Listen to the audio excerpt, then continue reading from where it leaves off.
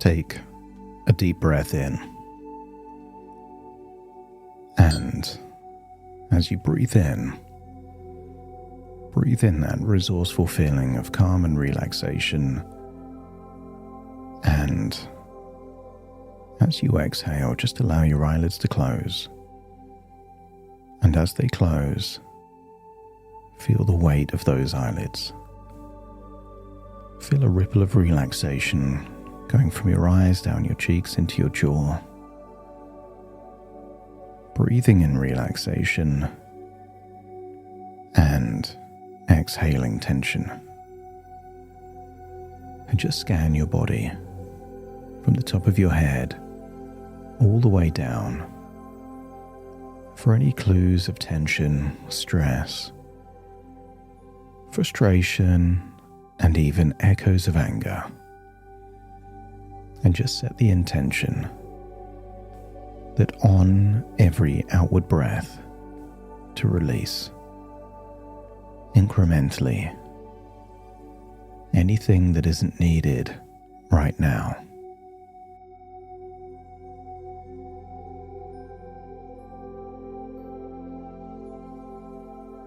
And so the deeper you breathe, the more relaxed you can feel. And the more relaxed you can feel, the deeper you breathe. That's it. Just allow your breathing to find its own rhythm. And you don't have to control it. Just accept and allow. And as each breath moves through you, maybe you can notice how the weight in your shoulders can loosen or distribute differently. And that weight doesn't have to disappear, just redistributing. Like setting something heavy down on a table next to you, rather than holding it when you don't need to hold it.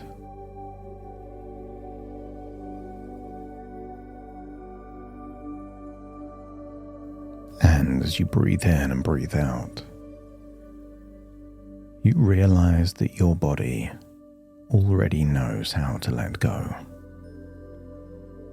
It's been doing it your whole life while sleeping.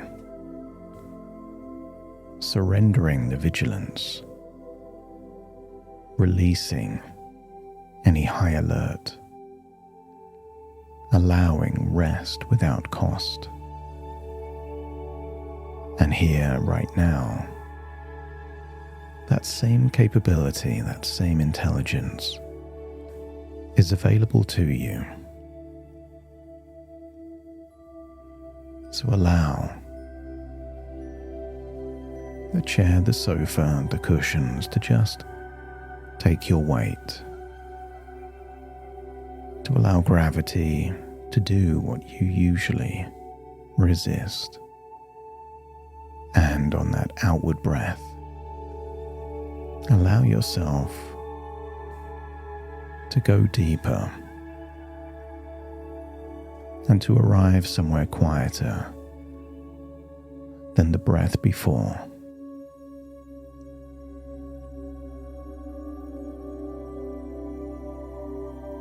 And very soon, I'm going to count down from 10 to 1. And with each number, allow yourself to drift deeper and deeper into a quiet place within. And not because the counting down does something to you, but because part of you already knows how to use that permission to facilitate a wonderful possibility of useful changes. 10. A sense of the outside world growing softer. 9. Sounds of where you are becoming background. like a ticking clock in a room that you lose track of. 8, that quality of attention that you have when you're reading something absorbing and nothing else quite reaches you.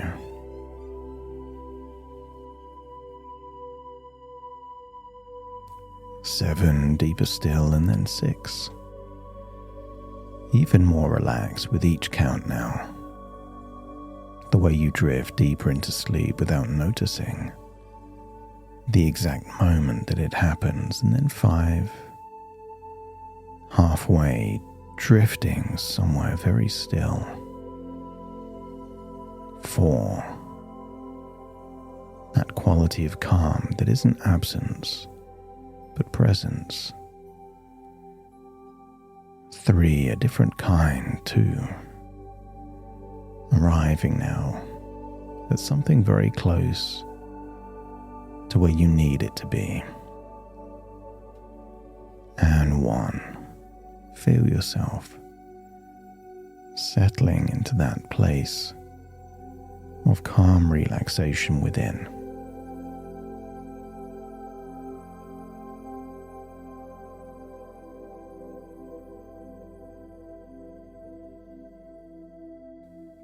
And I want you to get a sense of drifting back in time. But imagine you're in a room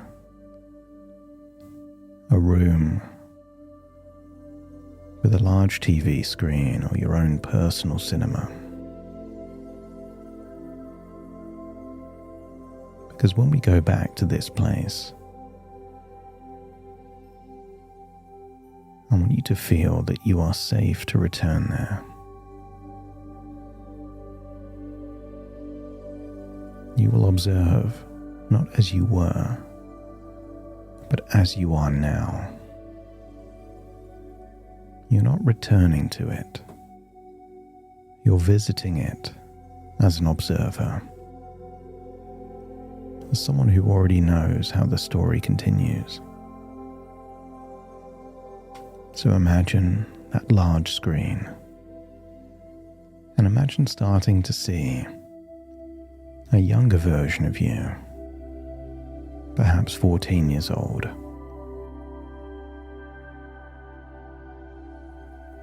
See where you were living, your bedroom, the kitchen, the space. And I want you to observe that version of you facing the ordinary weight of an ordinary day. Except on this day, the weight of responsibility has suddenly grown, and not of your choosing. You're in your body seeing this younger version of you, and notice that they're doing what needs to be done.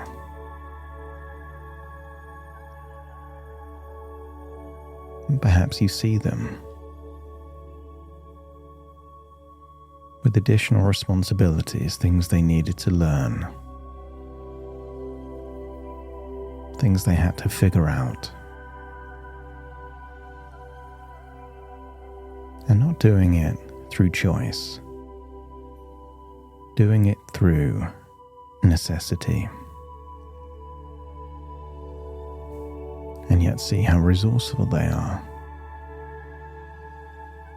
managing grief alongside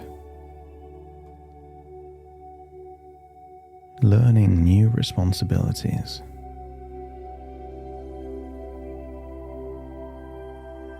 They figured it out because they had to figure it out.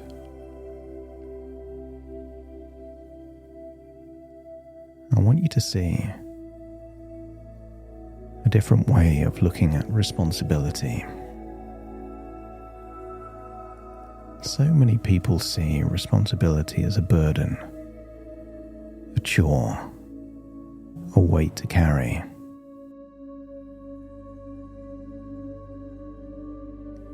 But the other way of looking at responsibility is about increasing capabilities. You've heard the story of how the tallest and strongest trees had to weather the fiercest storms. Capable adults had to learn real responsibilities. And I want you to see that younger version of you. That even though you learned through necessity and not choice, I want you to see that you coped. You became capable. You figured things out.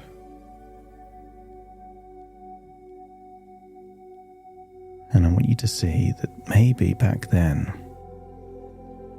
you didn't see it as growing your capabilities. Perhaps back then you saw it as something unfair, unjust.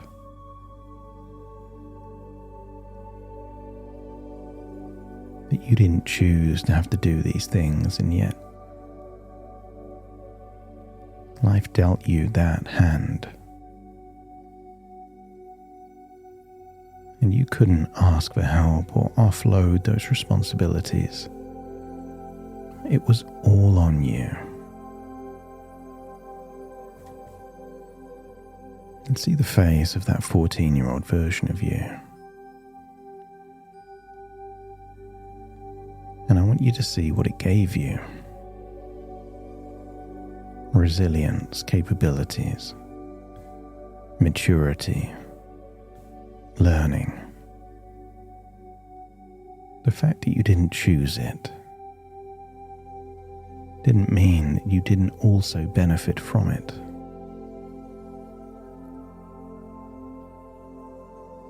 And maybe part of you thought, this is too much for one person. And maybe you can say accurately that you did deserve more support than you got. And you can say, the fact that you did manage doesn't mean that you should have had to manage alone.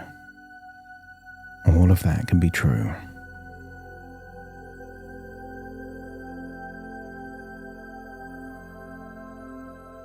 I want you to feel empathy, acceptance, sympathy even, yet also acknowledge it did make you more capable and stronger.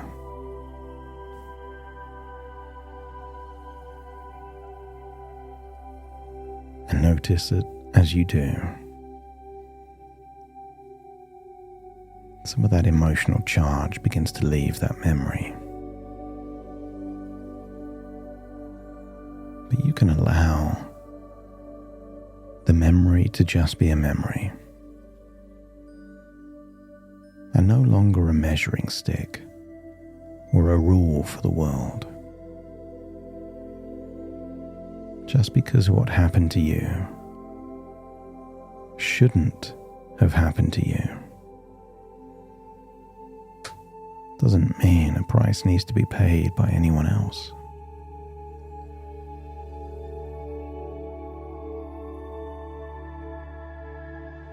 I want you to see the screen change and see how you are when you're working with a client. See how you are when you're working with someone dealing with something difficult. How your natural tendency isn't to judge, isn't to hold them to your standard. I want you to see how naturally you give them the benefit of the doubt, assuming there's no easy answers assuming the shades of grey, knowing that rarely is it just one thing that influences a choice, a decision, and even an action.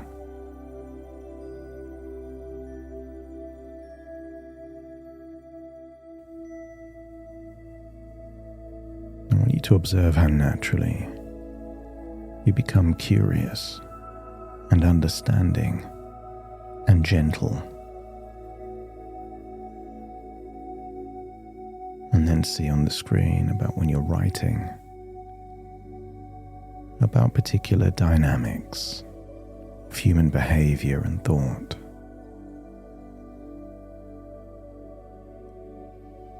Notice how curious and open. No easy answers, no just one variable.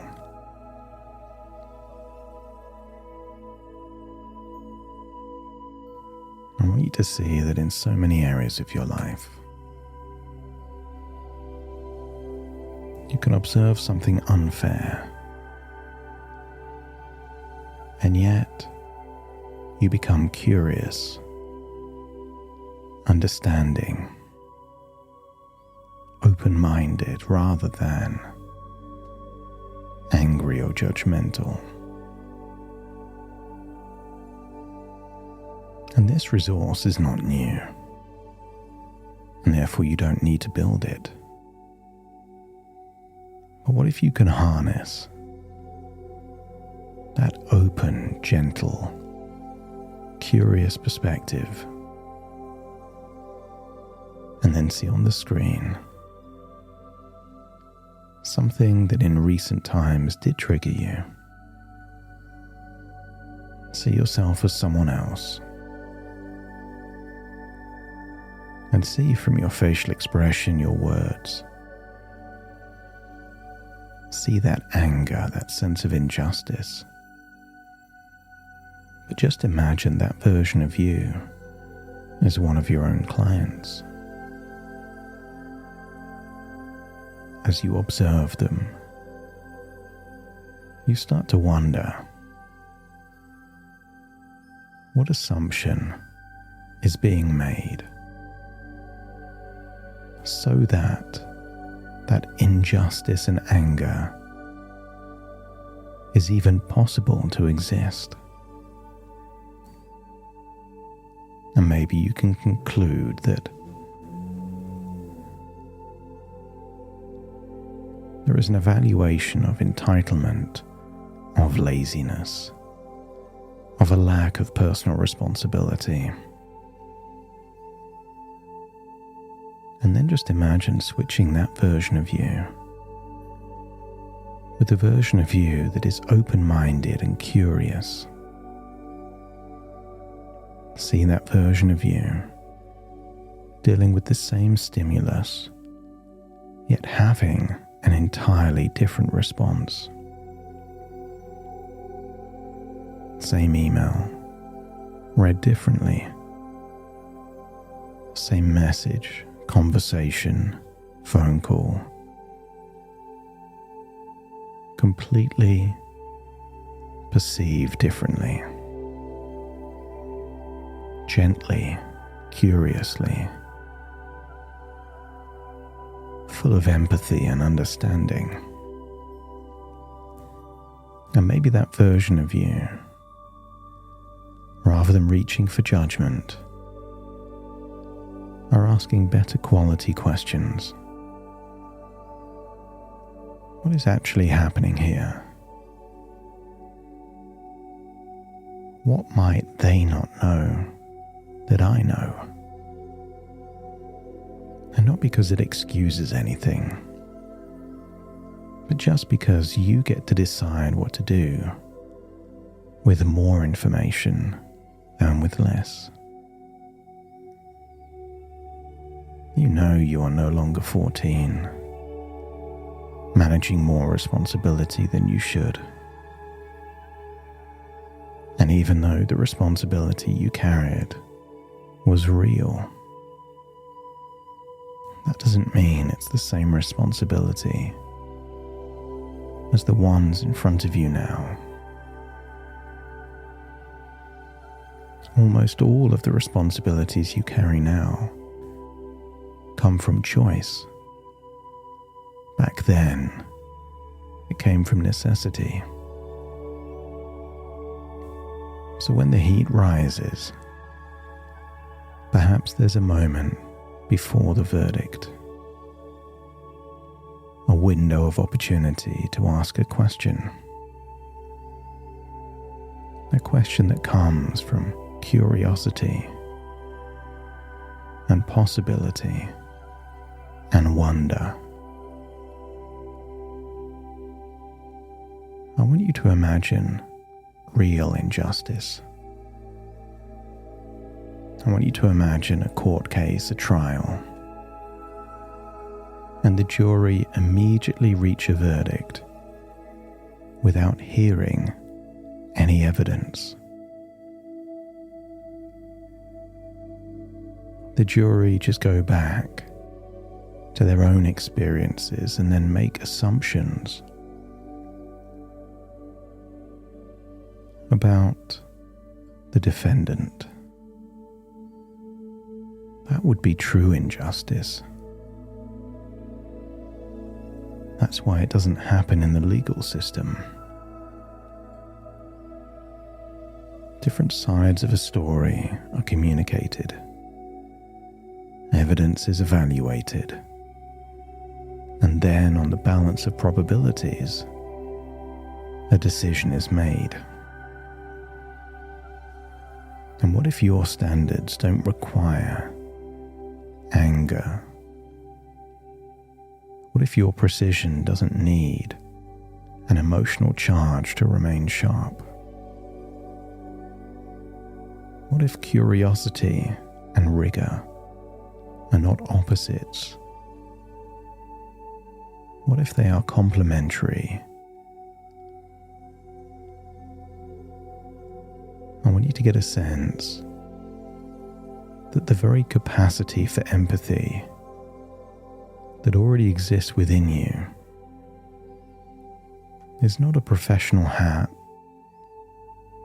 That means you can't also harness that empathy personally or as a teacher. The resource itself is agnostic, and you can deploy that resource in new contexts that up to now it may have been elusive.